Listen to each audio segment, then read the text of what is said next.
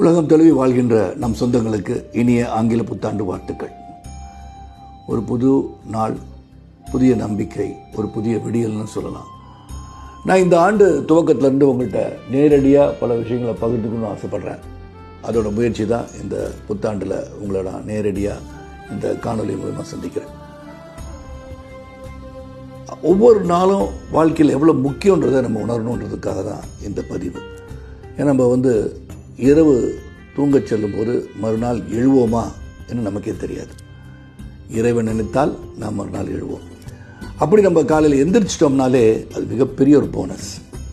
ஒவ்வொரு நாளும் லைஃப்பில் நமக்கு ஒரு போனஸ்.